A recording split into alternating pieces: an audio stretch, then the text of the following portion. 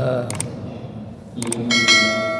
نحمده ونستعينه ونستغفره ونعوذ به من شرور أنفسنا ومن سيئات أعمالنا من يهده الله فلا مضل له ومن يضلل فلا هادي له أشهد أن لا إله إلا الله وحده لا شريك له وأن سيدنا محمدا عبده ورسوله لا نبي بعده أما بعد رب اشرح لي صدري ويسر لي أمري lisani yang qawli.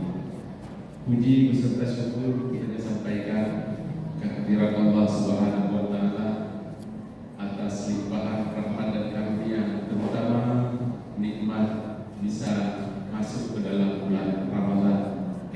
Alhamdulillah, sebagian sudah ada yang puasa 10 hari, sebagian 9 hari, dan kita masuk malam ke 10 malam ini beribadah menghidupkan bulan suci Ramadan. Ini adalah kesyukuran yang paling besar karena Ramadan ini adalah bulan maghfirah, bulan mencari keridhaan dari Allah Subhanahu wa taala. Maka kesyukuran kita harus kita tambah dengan mewujudkan segala apa yang diperintahkan oleh Allah Subhanahu wa taala dan menjauhi segala apa yang dilarang oleh Allah Subhanahu wa taala. Dengan demikian Allah mengatakan akan menambah nikmat yang telah diberikan kepada kita dan menjauhkan kita dari azab Allah Subhanahu wa taala. Selawat beriring salam kita sampaikan kehadirat Rasulullah sallallahu alaihi wasallam yang menjadi uswah dan qudwah hasanah kita dalam setiap langkah dan kehidupan kita, perilaku dan perkataan kita. Mudah-mudahan kita akan bersama Rasulullah di dalam surga yang dijanjikan.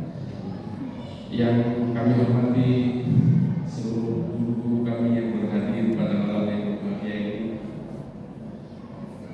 jamaah Isya Tarawih dan Witir yang dirahmati Allah Subhanahu wa taala. Ada satu peristiwa besar terjadi di Madinah kepada keluarga Rasulullah sallallahu alaihi wasallam yang dikenal dengan hadisul ifki, berita hoax kalau sekarang. Dan berita hoax itu cepat sekali menjadi viral. Istilah sekarang juga viral dulu kan. Semua orang mengabarkan itu, tapi tercatat dalam sejarah hanya 4 nama yang disebutkan. Ada sejarah mengatakan bahwa 3 dicambuk 80 kali sesuai ayat yang melarang membunuh orang untuk melakukan perbuatan keji. Alladzina yarmunal muhsanat, ayat itu menyebutkan bahwa orang yang membunuh perempuan baik-baik berzina maka dia dihukum cambuk 80 kali. Kalau menuduh istrinya maka dia harus melakukan ulangan ayat sesudahnya. Hadirin yang dirahmati Allah, kita sedang tidak membicarakan persoalan hukum itu, tapi malam ini kita membicarakan bahwa peristiwa itu terjadi begitu cepat. Bahkan orang yang tidak mempunyai konfirmasi pun langsung tergerak lidahnya. Waktu itu lidah saja, tapi sekarang mungkin lidah jempol menjadi lidah.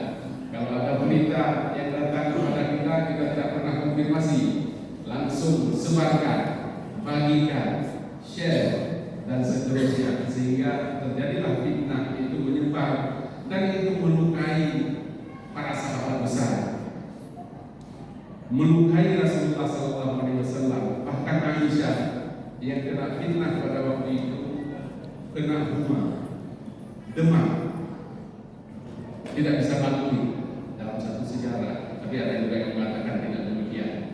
Jadi ini yang dirahmati Allah Subhanahu wa taala. Selain Rasulullah dan para sahabat, Abu Bakar yang merupakan ayah daripada Aisyah radhiyallahu anha itu sangat bersedih. Ditambah lagi ternyata yang ikut menyebarkan berita hoax itu Mistah bin Usasah. Mistah bin Usasah itu kerabat Abu Bakar dan beliau yang mendata kekurangan dana, dia datang ke Abu Bakar, minta tolong, bantu 2 kilo, 7 kilo, urus Abu Bakarnya. Ternyata dia juga ikut menyebarkan hoax itu. Dalam sejarah hadis ini diceritakan begitu. Maka Abu Bakar pada waktu itu seorang yang sabar, seorang yang penuh keimanan, juga terpengaruh. Maka Abu Bakar mengatakan, saya tidak akan membantu Mistah lagi setelah klarifikasi Al-Quran dulu. Hadirin yang dirahmati Allah Subhanahu wa Ta'ala, Abu Bakar sangat bersedih karena fitnah setelah Allah mengklarifikasi bahwa Aisyah tidak bersalah. Setelah Rasulullah kembali bersama Aisyah dan semua sahabat reda, tapi hati Abu Bakar belum reda karena anaknya difitnah oleh orang yang paling dekat dengan dia, orang yang selalu dia bantu. Kalau kita pun mungkin demikian atau lebih, karena jauh. Hadirin yang dirahmati Allah Subhanahu wa Ta'ala, karena itu Allah Subhanahu wa Ta'ala menegur Abu Bakar. Turun ayat Al-Quran yang berbunyi,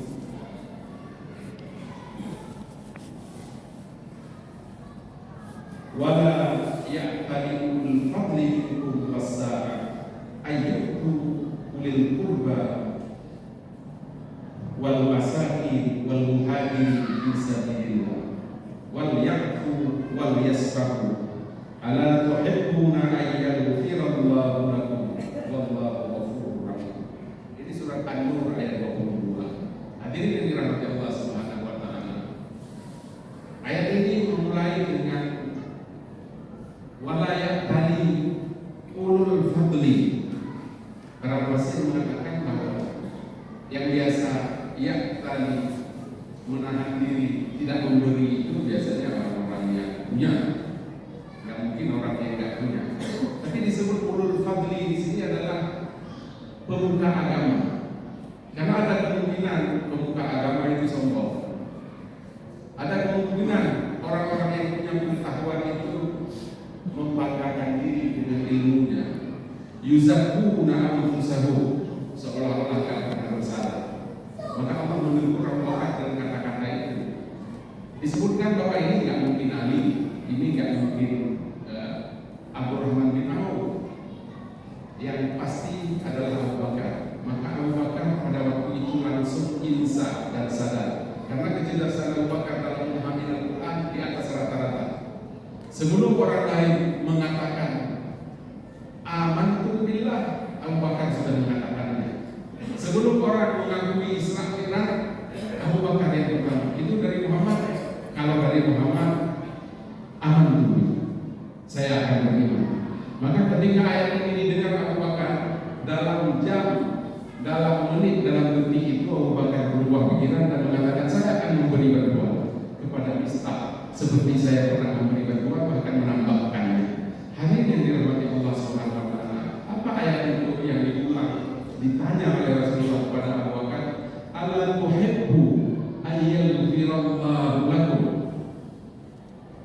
ala tuhibbuna ayyalfirallahu lakum.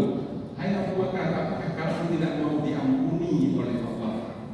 Wallahu ghafurur rahim. Dan Allah Maha Pengampun lagi Maha Penyayang.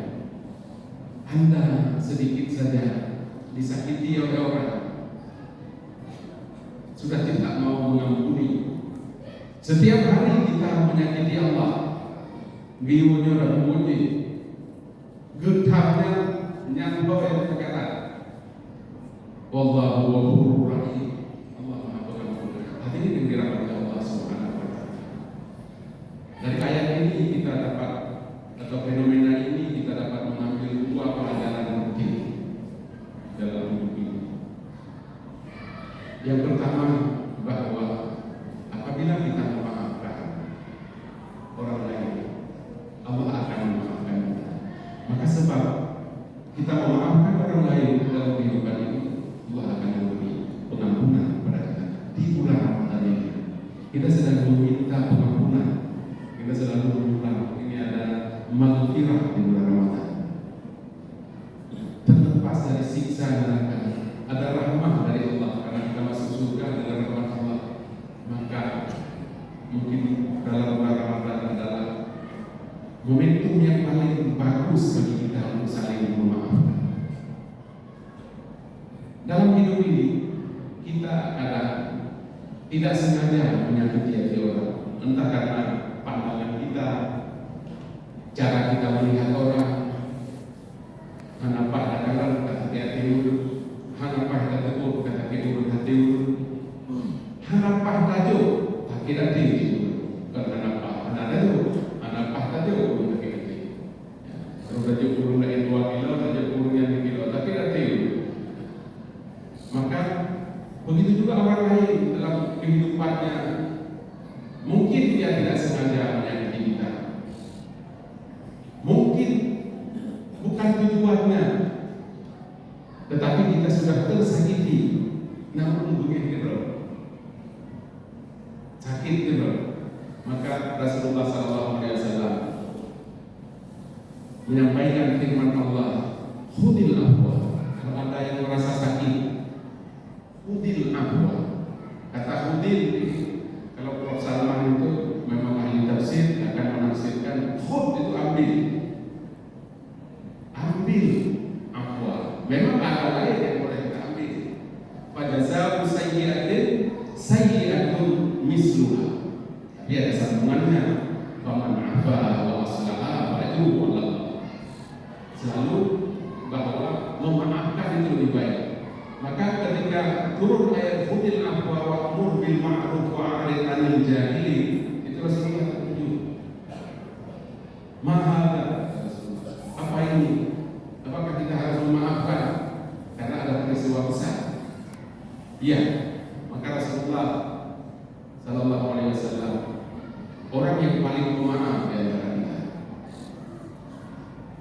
Baik sebelum dakwahnya berkembang, bahkan sampai mencapai kemenangan. Kalau tadi Abu Bakar kita lihat bisa memaafkan dalam menit berubah. Kenapa? Karena perintah Allah.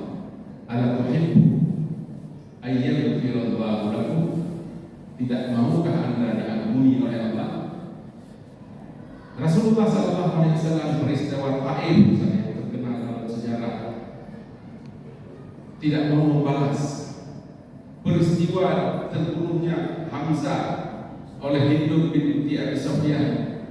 Pada waktu itu Rasulullah mengatakan, man dakhala baita Abi Sufyan bahwa amin. Dimuliakan rumah Abi Sufyan yang dulu menyuruh membongkar dada Hamzah, pamannya Nabi, lalu dimakan jantungnya. Rasulullah sesudah menang juga tidak membalas. Bahkan para rasul yang lain, kalau kita kaji dalam sejarah hadirin yang dirahmati Allah Subhanahu wa taala, misalnya Nabi Nuh, bahteranya dilempari, diberaki, ditaruh najis dalamnya. Tapi ketika datang air, orang-orang itu diajak, ayo naik bahtera saya. Nabi Yusuf alaihissalam ketika disakiti oleh saudaranya, dimasukkan ke dalam sumur, dijual kepada pedagang. Tapi ketika beliau menjadi bendahara Mesir, dimuliakan saudara-saudaranya, didudukkan di samping singgasananya, bahkan dicukupkan seluruh kebutuhannya, walaupun uang gak cukup. Mereka datang ke Mesir. Hadirin yang dirahmati Allah Subhanahu wa taala, ini cukup bagi kita untuk meyakini bahwa perbuatan membalas sesuatu kejahatan dengan kebaikan adalah akhlakul Islam. Orang yang membalas kejahatan dengan kejahatan tidak diperbolehkan dalam Islam. Misalnya ada orang melempari kita, tidak perlu kita melempari orang, karena ulul fadli itu beda dengan ulul fasad, dengan ulul butlan. Orang yang mempunyai pengetahuan tentu harus berbeda dan berani membedakan dirinya dengan orang-orang yang tidak punya pengetahuan, yang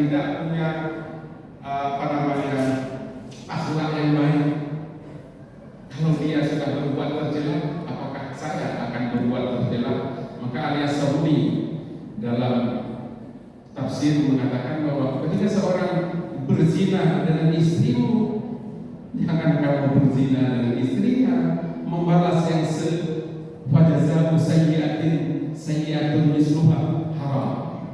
Apabila seorang memaki ayahmu, jangan kamu maki ayahnya, itu haram.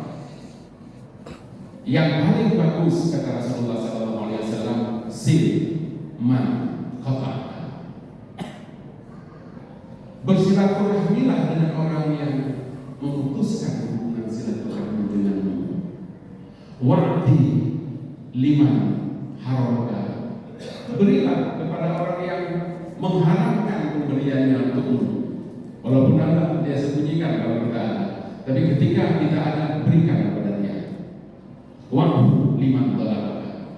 Dan maafkanlah terhadap orang-orang yang memaafkan, yang menzalimi.